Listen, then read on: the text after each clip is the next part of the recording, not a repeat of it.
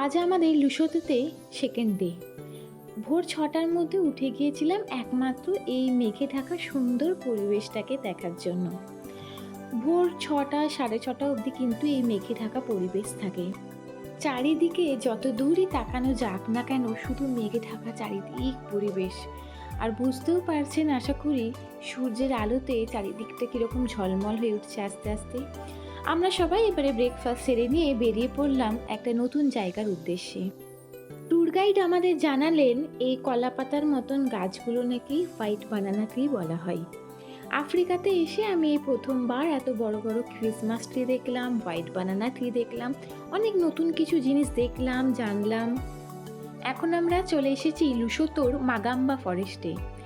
এই রাস্তাটা এখানকার যে রাস্তাটা প্রচণ্ড চড়াই ছিল, আর এখান থেকে কিন্তু লুসোতোর পুরো টাউনটাই দেখা যায়। এবার আমরা এসে পৌঁছালাম লুসোতোর সুইজারল্যান্ডে। বুঝতে পারলেন না তো? আমি বুঝিয়ে বলি। এই যে চারিদিকের পরিবেশটা দেখতে পাচ্ছেন, এই পরিবেশের যে ভাইবটা সেটা একদম পুরো সুইজারল্যান্ড ভাইব। এই ছোট্ট ছোট্ট যে কটেজগুলো আপনারা দেখতে পাচ্ছেন সেখানে নাকি ফরেস্ট অফিসাররা থাকেন। এই চারিদিকের পরিবেশটা কি সুন্দর না? ছোট্ট একটা ঝিলের ধারে বেঞ্চি লাগানো, তার পাশে দোলনা, কি যে অপূর্ব এক দৃশ্য।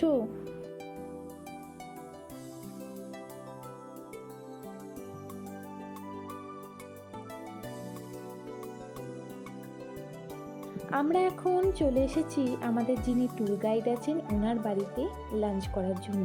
এটা আমাদের কাছে সারপ্রাইজ ছিল, আমরা জানতাম না যে আমরা ওনার বাড়িতে গিয়ে লাঞ্চ করব। কি সুন্দর আমাদের ওয়েলকাম করলেন, চারিদিকটা একদম পরিপাটি করে সাজানো গোছানো। ওনারা এখানে একটা রুমেরও অ্যারেঞ্জমেন্ট করে রেখেছেন, কোনো ট্যুরিস্ট এসে কিন্তু এখানে স্টে করতেও পারে। আমাদের যেহেতু স্টে করার কোনো দরকার ছিল না, যার জন্য আমরা স্টে করিনি। আমরা জাস্ট ওখানে লাঞ্চ করলাম, তারপর তো আবার বেরিয়ে পড়েছিলাম। সকাল থেকে অনেক ঘোরাঘুরি হলো, সত্যি কথা বলতে এবার কিন্তু বেশ খিদেটাও পেয়েছে।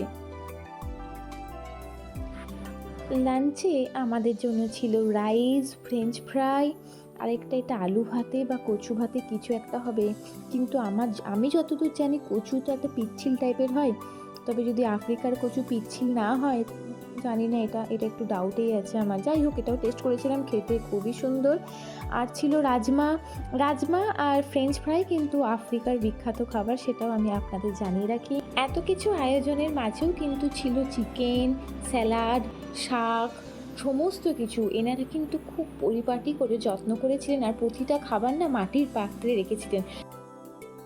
লাঞ্চ করে আমি যখন বাইরে বেরোলাম তখন দেখলাম এনার বাড়ির চারিপাশটা কিন্তু এনারা বাঁধাকপি চাষ করেছেন। কি যে অপূর্ব সুন্দর লাগলো দেখতে। এই সমস্ত জায়গা ঘুরে ফিরে আমরা আরেকটা ভিউ পয়েন্টে চলে গেলাম, সেটা হচ্ছে জাভা ভিউ পয়েন্ট। আর জাভা ভিউ পয়েন্টটা কেন বিখ্যাত সেটাও বলি। পড়ন্ত বিকেলে সূর্যাস্ত দেখার জন্য। পড়ন্ত বিকেলে সূর্যাস্ত দেখে এখানে আমাদের দিনটাকে আবার শেষ করলাম। আবার দেখা হবে আপনাদের সাথে লুসোতোর তৃতীয় দিনের ভিডিও নিয়ে।